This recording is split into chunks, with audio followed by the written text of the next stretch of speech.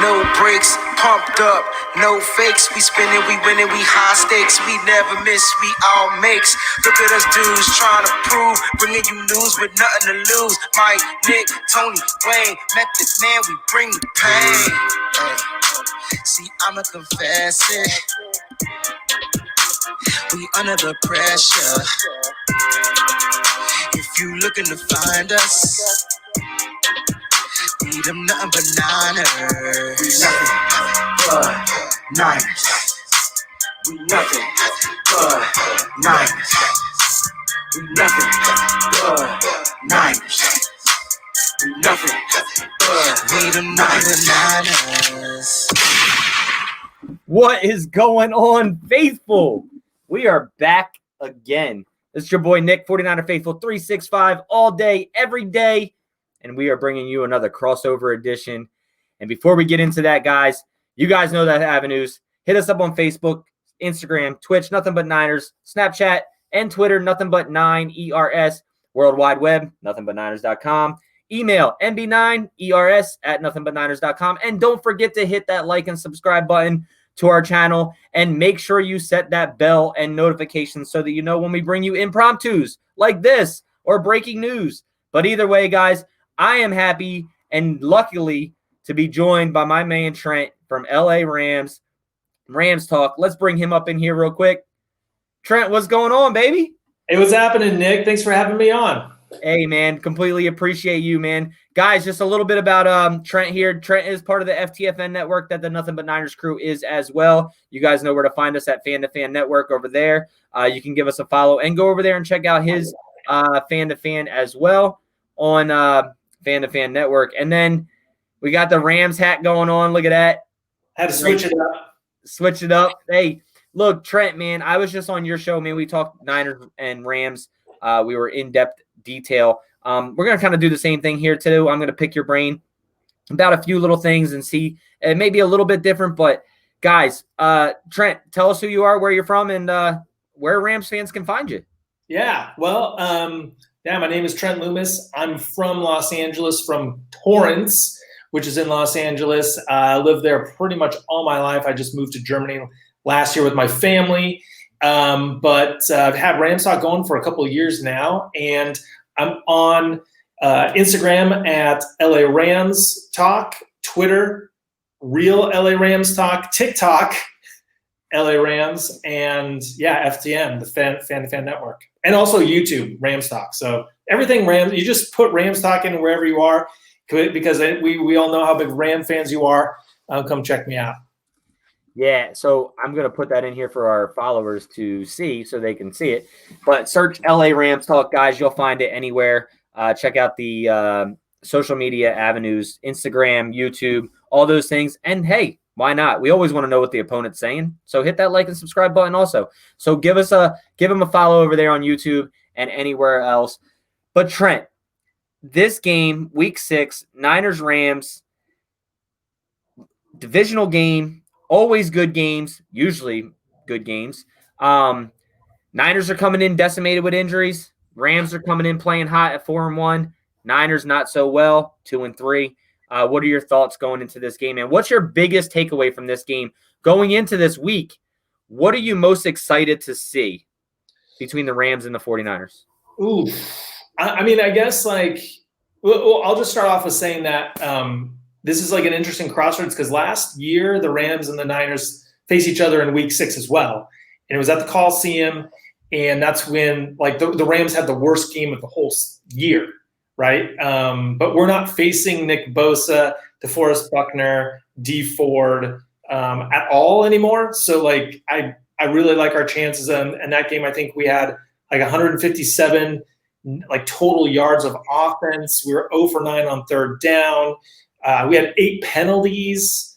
You guys won time of possession 38 minutes to 21. I mean, we had that first opening drive where we just went down and had that jet motion to Robert Woods, who scored a touchdown. I was like, oh, this is too easy. And then completely crapped the bed the rest of the way. And that was our third loss in a row, left us at 3-3. And, we never really fully rebounded from that for the rest of the season. So this year, the tables kind of turned a bit, as you guys know, And what I'm looking for mostly in this game is, I think for the Rams, the Rams defense has just been like really lights out. Granted, both Niners and Rams have played a couple of cupcakes. Like we both played the Giants.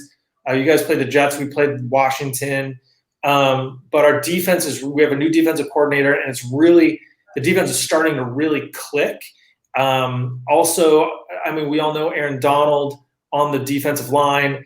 He always plays well against the 49ers. In fact, he has 11.5 sacks in 11 career games against San Fran, with 43 tackles, 14 tackles for a loss, and he has 8.5 sacks in his last 4 games against the 49ers. And we were just talking before, I think the Rams are going to line him up all over the place and maybe get him against McGlinchey, or he most likely will be on the interior. But I think I'm excited to see what AD can do. I'm also excited to see the chess game between Jalen Ramsey's usage, where they put him on the, line him up, who's going to be guarding Kittle, Samuel, Ayuk. So the chess piece of Jalen Ramsey moving around is going to be really interesting to see. And then also, if Goff has time to throw, then I think it's going to be a long day for you guys. But, you guys have all, like, your offense is pretty much intact. You got almost all your guys in there. So this is not really like the representation of the 49ers that we've seen a little bit earlier in the season. So I'm really interested to see if you guys kind of have any continuity on that end of the ball. Yeah, you hit it right on the head. The Niners offense hasn't really been together all season. And this is one of those games that it's either get right or you're going downhill, right? Look, we know this Niners team is 2-3, not playing the best football right now, literally a bad football team right now. We're going into a team that's 4-1. You guys have a ton of offensive weapons. Cooper Kupp, Robert Woods, just to name a few, right? But biggest concern for the Niners is how is our secondary going to play, right? Emmanuel Mosley coming off of a concussion protocol since I believe it was week 1 or week 2. Then you go into Richard Sherman being out, so you have Jason Verrett filling in. The guy has been injured for almost his whole career. He's probably been injured longer than he's been playing, but he is healthy now. He's been playing pretty lights out, pretty well in the last 2 or 3 games. But how are those guys? And then obviously Jamar Taylor lining up in the slot against Cooper Kupp. We know Cooper Kupp just got an extension. This guy just got paid. He's got more to prove and than anything, right? Even though he just got paid, he's still one of those guys that works hard on the football field, makes a lot of lot of good catches. He's all over the field. How do you think your receivers are going to match up with the 49ers secondary and in those guys that I just named? Now, 2 of them are being guys that, well, one of them, Jamar Taylor, if Emmanuel Mosley starts, is going to be a backup guy, third string guy. Yeah. I mean, so the Rams receivers, especially the top 2 guys like Woods and Kupp, I think what, like for Rams fans, when you watch this team every week and you've seen these guys together for like 3 years, you really respect these guys. If anyone goes on a Pro Football Focus and looks at the player grades and filters through wide receiver, you're going to notice something about these 2 guys' grades. They're different than almost anyone in there, and that they have pass blocking and run blocking grades for those 2 guys where you don't really see them for other receivers, whether or not that they're just not those PFF isn't recording them, or they just like DeAndre Hopkins just doesn't do that. But like they're so complete. They like Robert Woods is blocking on a running play for Darrell Henderson against Buffalo when Darrell Henderson scores a touchdown and Robert Woods had the seal block. So like they're so complete. They go across the middle. Like they are not afraid to make catches across the middle, which is amazing. There are technicians in their route running. Cooper Kupp is one of the better route runners in football. Cooper Kupp is the all-time leading receiver in FBS or like Division II, whatever. Like he came in, and what Sean McVay likes about Cooper Kupp and likes about even the rookie Van Jefferson, who hasn't seen the field a lot because their third receiver, Josh Reynolds, is still playing very well. He never drops the ball. What he likes about these guys is like they come into the league, and Van Jefferson's dad played in the league and is the wide receivers coach for the Jets. And these guys, they are already like they know how to play the game. They know how to run routes. They know how to block. Like Sean McVay, they don't have to like teach them basic stuff about being in the league. These guys come in and just they know what they're doing. On third downs, it always goes to Cooper Kupp. So like, and even like we know it. It's like with George Kittle. It's like I'm watching Rams versus Niners or Niners versus anyone, and it's a key down. And I'm like, oh, it's going to Kittle, and it goes to Kittle, and it converts it. And you're just like, how do you like you know the other team knows it, and they still don't do anything. And I think it's the same thing with Kupp. Like I guarantee you, Shanahan and Salah, they know on third down it's going to go to Kupp, but like he's still so good with his route running that he creates separation, and he's there to make the. And he and Goff are so connected. They're like brothers in that way. And Robert Woods is just so. Josh Reynolds, like I mentioned, is like kind of unheralded, and he fills in. He makes key catches all the time. And Van Jefferson, the rookie, I think the 57th pick, he hasn't really gotten on the field much just because he can't. He's more of a guy that's going to take over next year if Josh Reynolds signs elsewhere. So I really like the. And then we also have Gerald Everett and Tyler Higbee, two tight ends that bring two different things. And Gerald Everett has been lining up a lot in I formation fullback for being the lead blocker and for also leaking out and making receptions. I mean, he was our leading receiver last week, and he's amazing with yards after the catch. So the Rams, essentially, with their receivers and even with their running backs, they have Cam Akers and Darrell Henderson and even Malcolm Brown. Like they have so many different guys that they can match up. Like with Kyle Shanahan, you got McKinnon, you've got Mostert, you've got Juszczyk, you've got Wilson, you've got your receivers, and like you just mix everyone up and do so many different things. You can go so multiple, and Shanahan and McVay being like the same guy almost. It's just it's like in fantasy, if you're like I never know. Like if I have Rams players, I'm like I don't know who's getting it this weekend because It can be anybody at any time. So I think for the Rams, since they're not going to really see too much pass rush from the Niners, I think that they're going to Goff, if he has time, then he'll find his guys. Yeah, it's funny because you were going through all that stuff about talking about, Robert Woods blocking downfield for Henderson and, the receivers all blocking downfield and everything you were explaining. I'm like, that's Kyle Shanahan's system. Like, That's exactly what it is. They asked the receivers in LA to do the same thing they asked the receivers do. And look, it's one of the reasons Emmanuel Sanders left this team was because he wanted to be more in a pass-happy offense where he didn't mind blocking and doing what he needed to do, but he also wanted the football, right? So he goes to New Orleans, right? They're going to throw the football a lot more over there. But look, Kyle Shanahan and Sean McVay's system, it takes all 11 guys on the field to make a play work.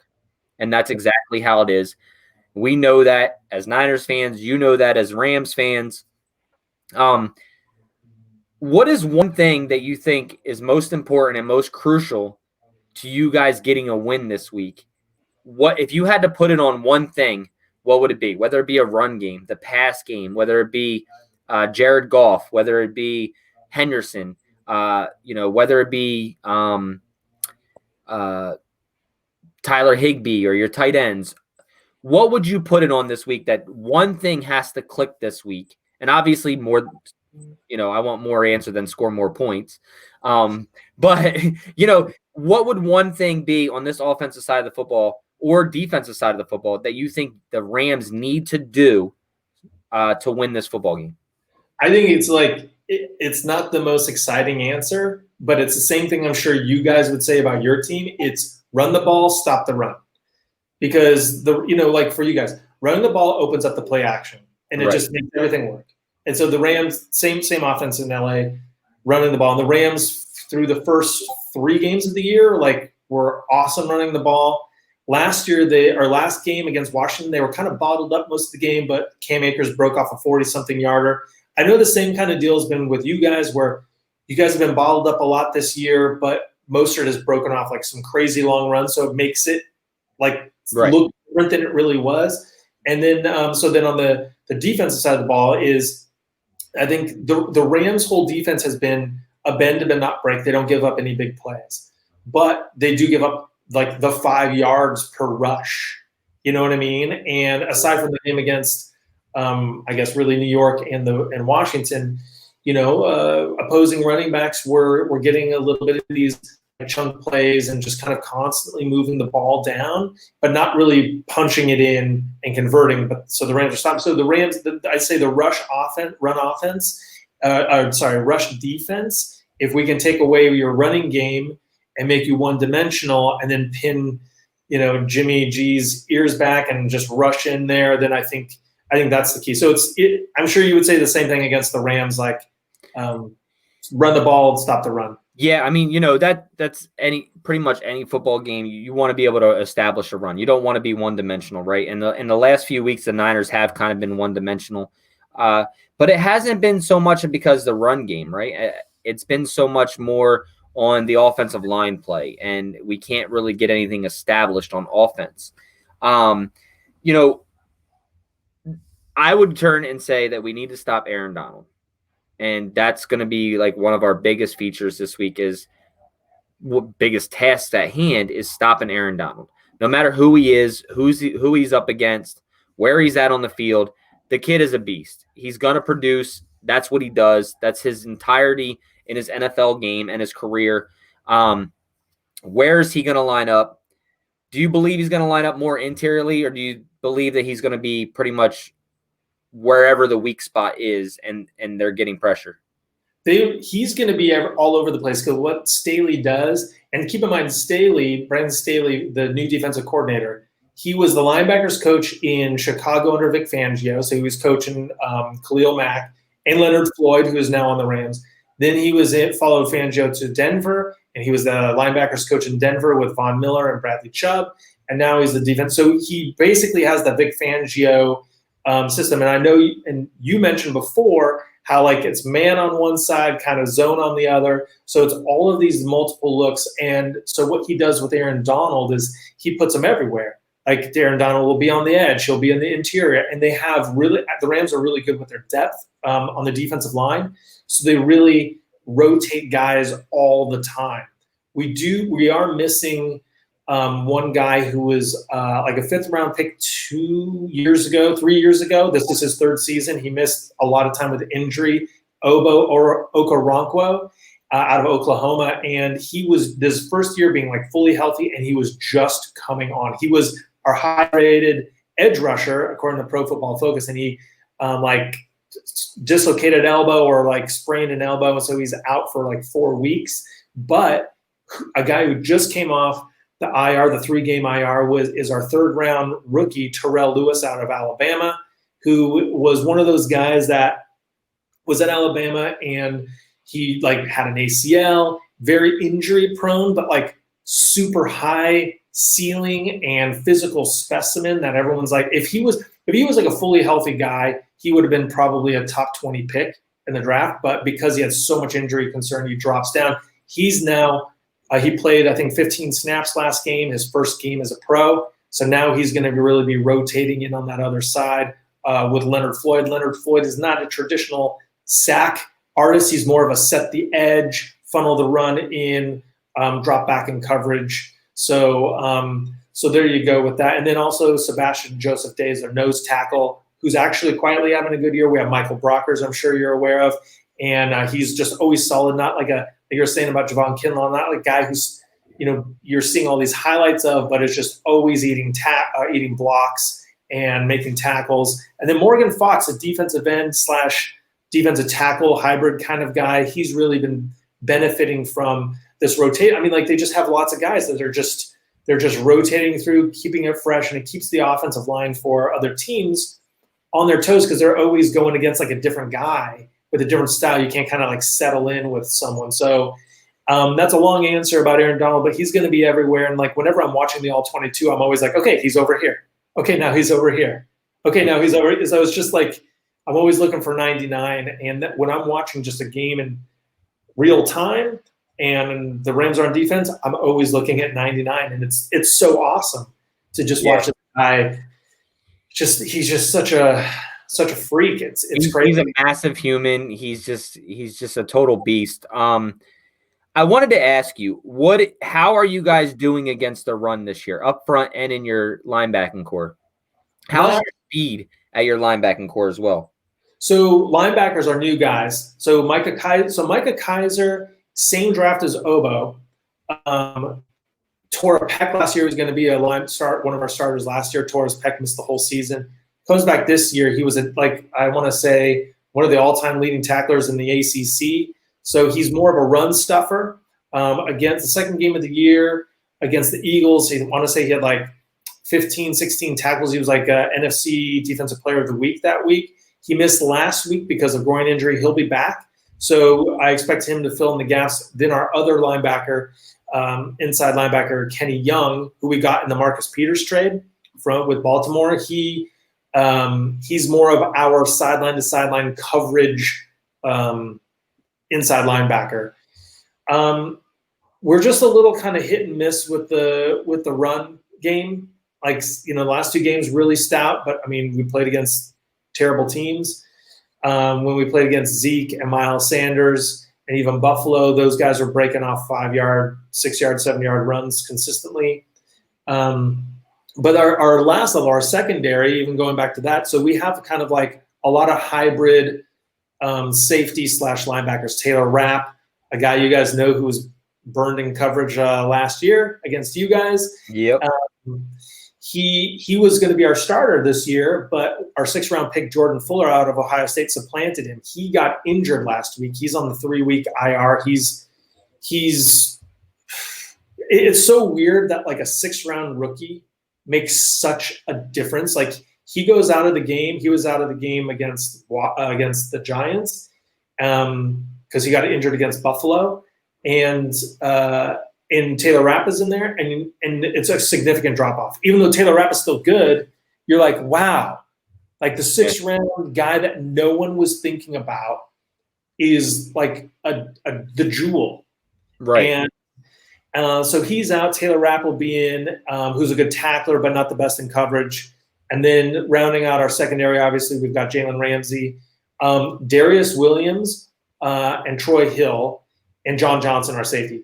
Darius Williams, the guy who had an interception off Carson Wentz in the end zone in that Philly game, and then he had that interception against the Giants to seal the game where he dove back and caught it. He made 2 plays of the game, and he's originally an undrafted free agent from Baltimore that we signed 2 years ago, and he was, I think, in college, like the all college PFF team the year he was there. I think Nick Bosa was also on that team. And so, but he went to a small school. He didn't really get much shine, but he's just like one of those legit guys that I wasn't sure if his consistency at the end of last season would come through all the way to this year. It's like, okay, like, was that just like 4 games he played really well in, or is that like who you really are? And this year, that's who he really is. He's actually has a higher rating than Jalen Ramsey just by 2 spots and by PFF. So, it's going to be very interesting to see who Darius Williams matches up against, Jalen Ramsey matches up against, Troy Hill matches up against. Hill's probably our weakness, and he's kind of our slot guy right now. But we if we get pressure, then the secondary doesn't have to like stress so much. So that was a very long answer to a lot of stuff there. I tried to like fit in everyone so your subscribers, your fans could kind of know what's happening. So the Rams haven't beat us since Jimmy Garoppolo took over at helm. With Jimmy Garoppolo, when he's played, when he's played, he's 4-0 against you guys. He's 4-0. Will the Jimmy Garoppolo's play this week, coming off of high ankle sprain, will he still reign victorious over the Rams this week? Listen, I love it. I look at Jimmy Garoppolo and I see a solid quarterback. I see a smart quarterback, but I don't see someone who, like, if the Rams play Mahomes or Aaron Rodgers, or the Seahawks, you're like, oh, like those QBs, like, I hope Lamar Jackson. I hope we can contain them and get to them because they will destroy us. I look at Jimmy G and I look at the reason why the Niners beat the Rams last year was because of their defense.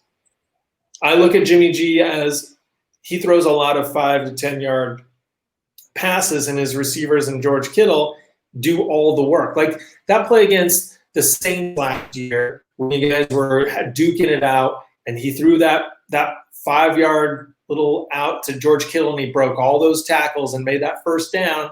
Like that shows up as yards for Jimmy G. But Nick Mullins could have thrown that.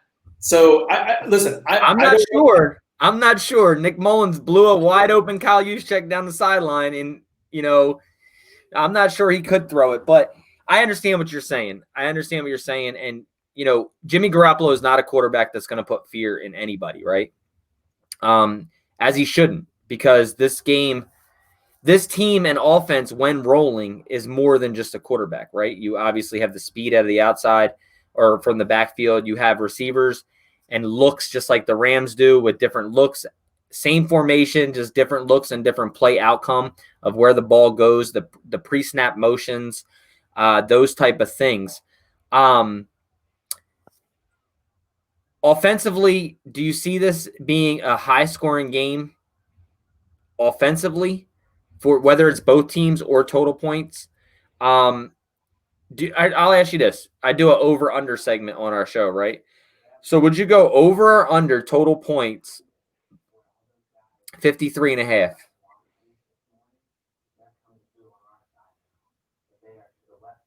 I would go under. Go under. Okay. I go under because it's number one, like the rivalry division game is always a bit tighter. Because this isn't like the Niners were 2 years ago when Jimmy G was injured, and it was just like a complete fiasco. Right. Aaron Donald had like 30 sacks. Where I would be like, okay, the Rams will just annihilate you because you guys have no quarterback and you guys are injured. Even though you have some injuries this year, I mean, you still have so many guys. So I feel this is going to be a much tighter game. You guys, I don't take this game for granted, even though coming off the Dolphins game, I'm not like, I learned a while ago that it doesn't matter what the opponent is playing like in 1 week. Like you guys, your backups blew out the Giants, and we struggled against the Giants. Right. So it's kind of like you can't just assume a blowout because your team is playing really well. I think this will be a tight game because I really see, like, if the Niners get, I think maybe 17 points. I think that's kind of where they're at. But I don't know if the Rams are scoring more. Like I think they could be at 30. So that would put it at like 47. So okay. I don't think the Rams are going to go like crazy blowout, and I don't think the 49ers are going to put up tons of points. So that's kind of that's where I'm at with it right there. I just feel it's going to be tighter. But the Rams, it's interesting. The 4 out of their first 5 games, they've scored on their opening drive and scored a touchdown. In Buffalo, they missed a field goal, so it would have been like 5 for 5 of getting points. But the Rams, at least they will start off with a bang. Then they kind of hit a little bit of a lull, and then make halftime adjustments, and then come out and play really well. So that's kind of like where the Rams are at this year. And they get those points, but they haven't really blown a team out or gone crazy high scoring. Pretty much all their games have been pretty close, right? I mean, both high scoring. Yeah, so they beat Dallas by 3, 20-17. Then they beat Philly 37-19, to 19. Then Buffalo was 35-32. And then the Giants was, 17-9. And then Washington 30-10. And so, yeah, here we are. That was a poor game to bring Alex Smith back into with Aaron Donald on the other side of football. But like that game was so like they had 108 total yards, Washington. Yeah, Like, that's crazy. You're coming off a game where, like, if you just look at, well, you guys did this over here and the Rams did this over here this previous week, it's a no-brainer the Rams win. But like I said before, each week is different. Players match up differently. Health matters. So, yeah, the thing is, though, is I always kind of felt like Goff and Garoppolo were a little bit the same in terms of what they're asked to do. And, they're not – like Goff 2 years ago aired it out a lot, like deep passes. But I think they're most like they dump it off to guys and the receivers get the yak. But I'll tell you this about Goff. They put him in a position to be efficient, to make completions, to get the confidence going, and he doesn't make mistakes. He's I want to say he has 8 passing touchdowns, 3 interceptions, 2 rushing touchdowns. And since the beginning of last year through the first 11 games of last year, he had 10 fumbles and lost 5 of them. Since then, so like in the last 10 games, 5 of last year, first 5 of this year, he's had 1 fumble and hasn't lost any. So he's taking care of the ball a lot more, and he's just really like kind of finally taking ownership of the offense. So, yeah, I mean, I think it'll be under the 53.5. That's kind of where I'm at. Being real, because I don't want to be like, oh yeah, we're gonna just go nuts and. Yeah, well, that's also jinxing, right? It's also puts a bad, that's why earlier when you asked me for a score prediction, I'm like, oh man, I've been giving score predictions all year. I don't even really want to give a score prediction now because I've been, kind of nice to my team, as in thinking that they should beat the teams that we've been playing. Obviously, that's a different story. Look, either way, Trent, it's going to be a really good matchup. We talked about earlier, these teams match up well on paper. It's a matter of execution, who comes out to play better that day, and obviously who scores more points. Can the 49ers offense get going this week against the LA Rams, who are 4-1? Can the defense of the LA Rams stop the offense once it gets going, or to stop it from getting going? Who's going to win the matchup? Kyle Shanahan, Sean McVay. Deebo Samuel, Robert Woods, Cooper Kupp, Brandon Ayuk. Like, this is a really good matchup on paper. Raheem Mostert. One other question before we get out of here, and then we're going to get up out of here. We've been going for a little over 30 minutes. I know it's getting late over there in Germany, so I won't keep you much longer. But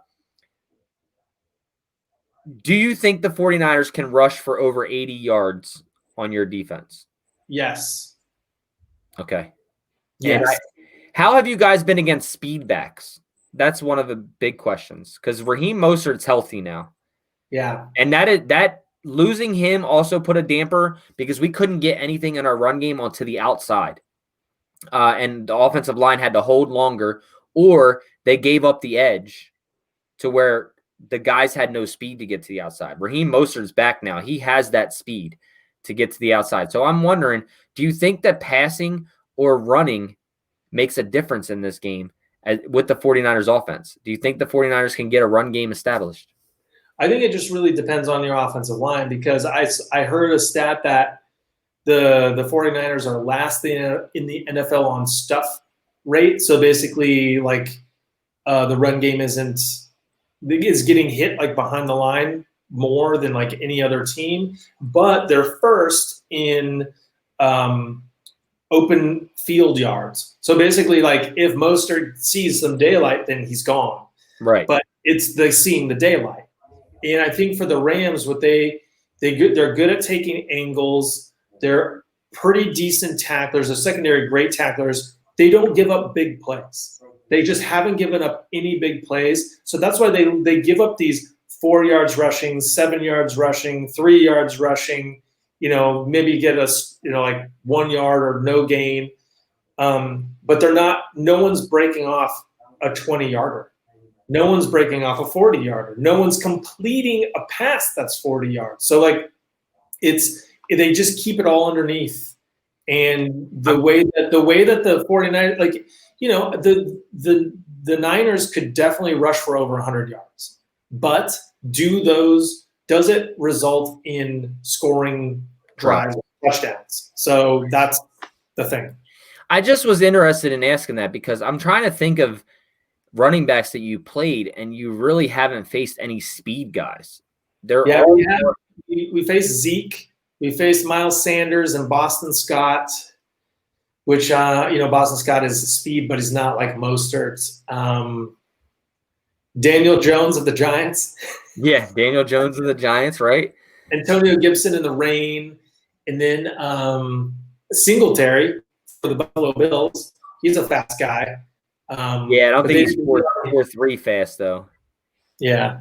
So I mean, yeah, Mostert is fast. It's just, you know, do the Rams? Well, the reason I'm asking that is because you're like, they'll give up the, you know, the 5 yards, the 7 yards, but they won't give up the 20s. But all Raheem Mostert needs is that 5 yards. He averages anywhere from 5.5 to 6.7 per game.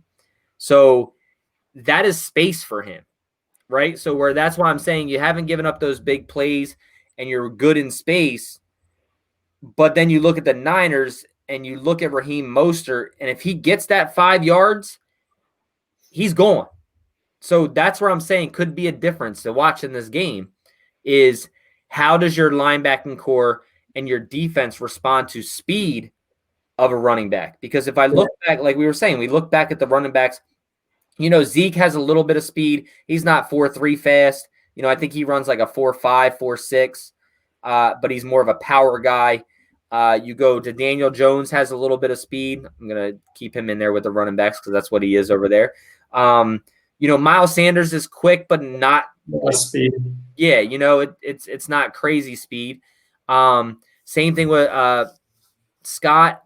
And then, you know, so that's where I'm saying, like, you're like, oh, we'll give up those 5 and 7 yards, but does Mostert make a difference in that 5 or 7 yards compared to the backs that you've faced? So that'll be interesting. That's going to be something that I'm looking forward to seeing is how well can Raheem Mostert perform in that open space and getting that 5 to 7 yards that you're already allowing per running back. So, well, 4.4 you said, right? I think it was 4.5, 5.